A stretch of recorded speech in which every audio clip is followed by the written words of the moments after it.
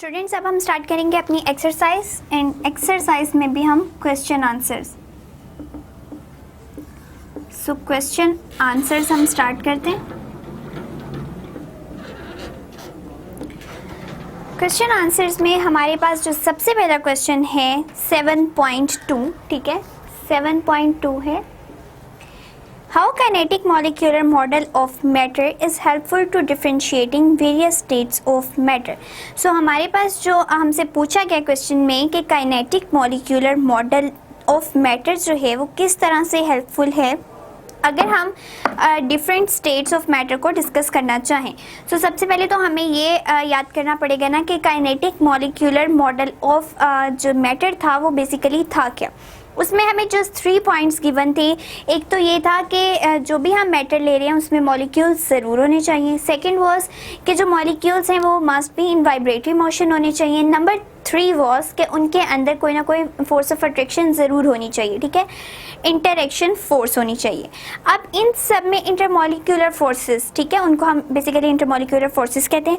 अब इन तीनों चीज़ों में हमने देख लिया कि मैटर्स के अंदर मॉलिक्यूल्स भी होते हैं, ठीक है। मैटर जितने भी थे, सॉलिड था, लिक्विड था, गैस था, तीनों में मॉलिक्यूल्स थे। उन तीनों की जो मोशन थी, मॉलिक्यूल्स की मोशन थी वो भी हो रही थी, ठीक है। इट मीन्स कि इन दोनों में कोई फ़र्क नहीं है कि सब में मॉलिक्यूल्स प्रेजेंट होते हैं, ठीक है, एंड सब मॉलिक्यूल्स मोशन में होते हैं।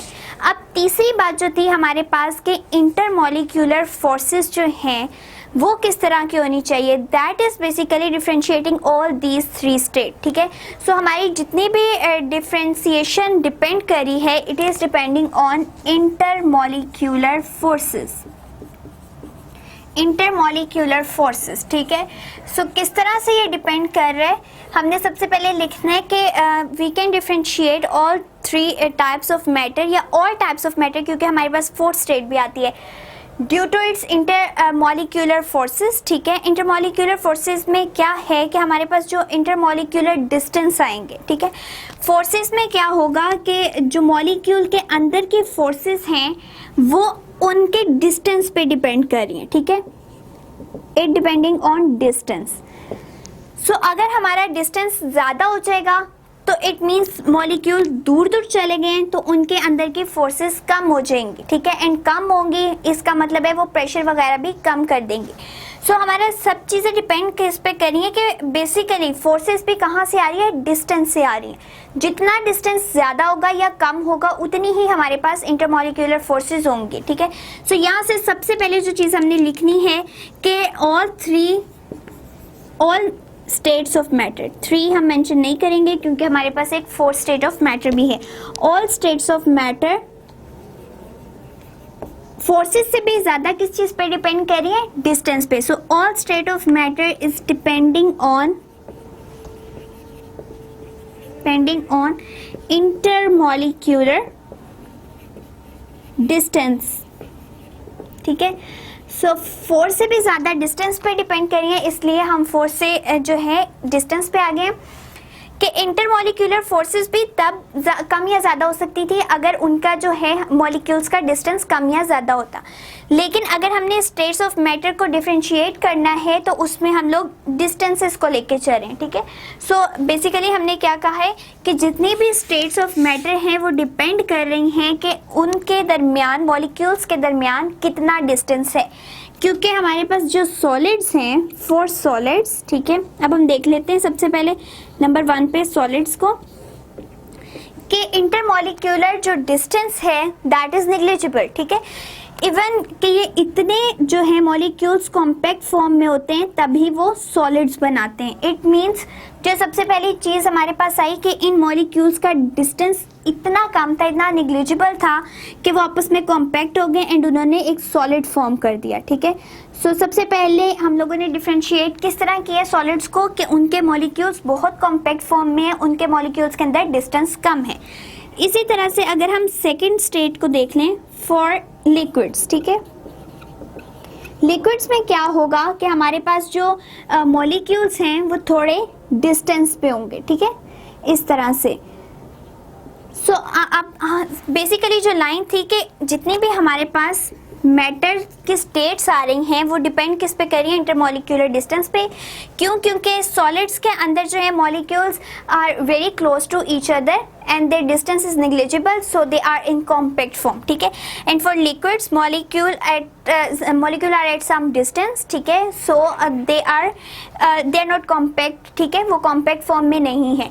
अब तीसरी फॉर्म जो हमारे पास आ रही है that is for gases, ठीक है। एंड अब गैसेस में क्या होगा, मॉलिक्यूल्स आर फार अपार्ट, ठीक है, एक दूसरे से बहुत ही ज़्यादा दूर हैं। सो हम जितना भी डिफ्रेंशिएट कर रहे हैं तमाम स्टेट को, वो बेसिकली डिपेंड किस पे कर रही हैं कि मॉलिक्यूल्स के अंदर डिस्टेंस कितना है। So intermolecular distance is basically the factor that is going to differentiate all three types या all types of matter. So first question का आंसर भी यही था कि हमारे पास जितनी भी डिफ्रेंशिएशन होती है between the matter state, it depending on the intermolecular distance, ठीक है। नाउ द 7.3 इज एक्चुअली 7.1 जो है हमारा MCQs का पोर्शन है, इसलिए हमने 7.2 से ही स्टार्ट किया है। And 7.3 is does there exist a fourth state of matter, what is that, ठीक है।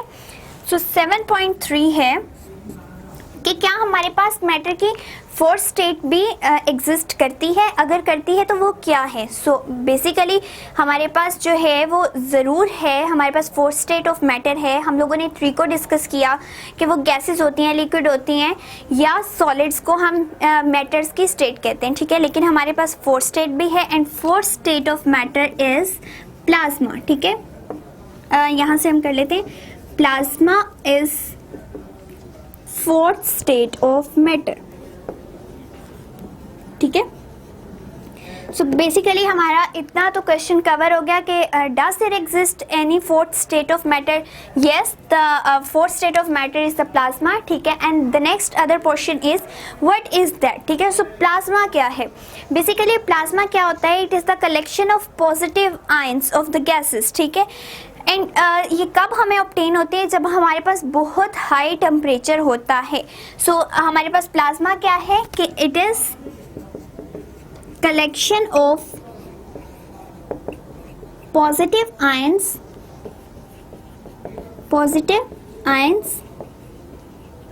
at very high temperature,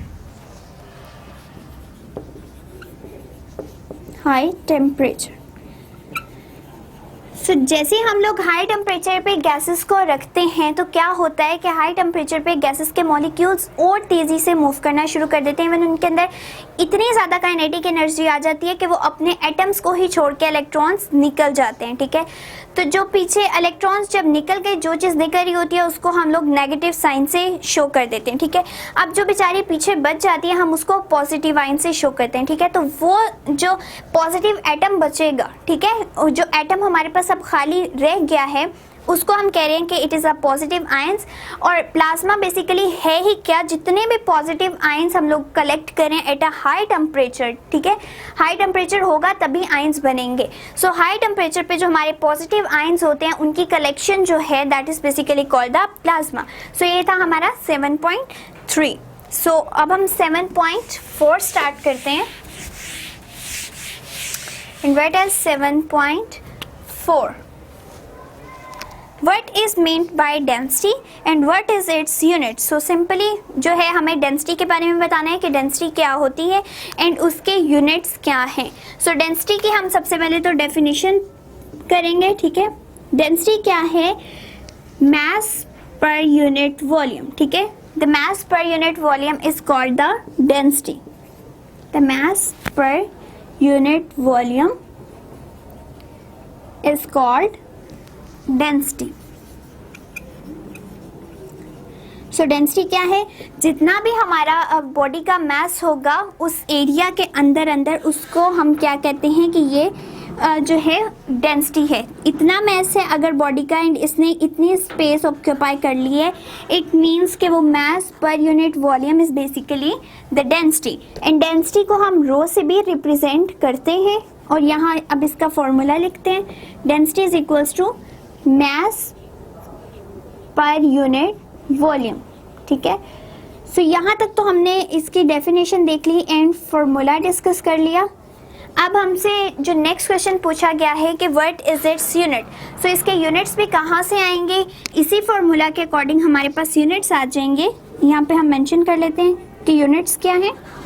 so units के लिए हमारे पास क्या आएगा, मास क्या होता है किलोग्राम्स में, वॉल्यूम क्या होता है मीटर क्यूब। सो बेसिकली जो हमारे पास डेंसिटी आ रही है it is equal to kilogram per metre cube. So ये था हमारे पास कि डेंसिटी क्या है। Density is basically mass per unit volume, ठीक है, मास पर यूनिट वॉल्यूम लिख लिया एंड देन हमने क्या मेंशन कर लिया कि डेंसिटी का जो यूनिट है वो किलोग्राम पर मीटर क्यूब है। सो स्टूडेंट्स अब हम 7.5 स्टार्ट कर रहे हैं। एंड व्हाट इज 7.5 कि can we use a hydrometer to measure the density of milk. So basically तो हमें पता होना चाहिए कि हाइड्रोमीटर क्या है। सो हाइड्रोमीटर ही बेसिकली यूज ही डेंसिटी फाइंड आउट करने के लिए हो रहा है, ठीक है। जो स्पेसिफिक डिवाइस है डेंसिटी फाइंड आउट करने का इट इज़ हाइड्रोमीटर। सो अगर हाइड्रोमीटर जो है हमारे पास डेंसिटी फाइंड आउट करे जितने भी लिक्विड्स हैं तो मिल्क भी एक लिक्विड ही है। So the answer is yes, we can use the hydrometer to find out the density of the milk. Simply हमारे पास ये छोटा सा आंसर है कि yes we can use hydrometer. इसमें भी एक ग्लास ट्यूब की तरह ही इसका ऑपरेटर सेट हुआ होता है, ठीक है। सो वो बेसिकली यूज ही डेंसिटी फाइंड आउट करने के लिए होता है। We can use hydrometer to find out the density of milk. So अगर वो लिक्विड की मेजर कर रहा है, जितनी भी डेंसिटीज हैं लिक्विड के मेजर करता है तो मिल्क भी एक लिक्विड ही है। सो ये मिल्क के भी डेंसिटी को फाइंड आउट कर सकता है। सो ये था हमारा 7.5। The next is 7.6 and it is कि डिफाइन द टर्म प्रेशर। सो हमने अब डिफाइन करनी है कि प्रेशर क्या होता है, ठीक है। सो सबसे पहले तो उसकी हम डेफिनेशन देख लेते हैं कि डेफिनेशन क्या है प्रेशर की। जितने भी हम फोर्स अप्लाई करते हैं पर यूनिट एरिया, ठीक है, किसी एक इतना सा एरिया है, ठीक है, 1 यूनिट एरिया, ठीक है। सो इसके ऊपर हम जितनी भी फोर्स अप्लाई करेंगे तो वो बेसिकली हमारे पास क्या होगा कि वो प्रेशर के इक्वल होगा कि इतनी फोर्स हमने इतने एरिया पे अप्लाई की। So it is the pressure. So the force applied at per unit area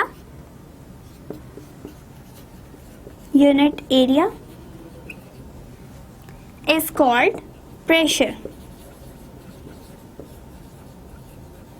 So pressure में हमारे पास किस तरह से इसका फॉर्मूला बनेगा, इसका फॉर्मूला भी सिंपली इसकी डेफिनेशन से ही आएगा कि pressure is equals to force per unit area and उसी से हमारे पास इसके यूनिट्स आ जाएंगे। यूनिट्स किस तरह से आएंगे कि pressure is equals to force का यूनिट है न्यूटन, एरिया है metre square. So it will become equals to newton per metre square which is also called the pascals, ठीक है। सो ये था हमारे पास प्रेशर के फोर्स को जब हम डिवाइड करते हैं पर यूनिट एरिया पे that is basically called the pressure and P is equals to F over A will be the formula and its unit will be Pascal or Newton per meter square. So ये था हमारा 7.6 question.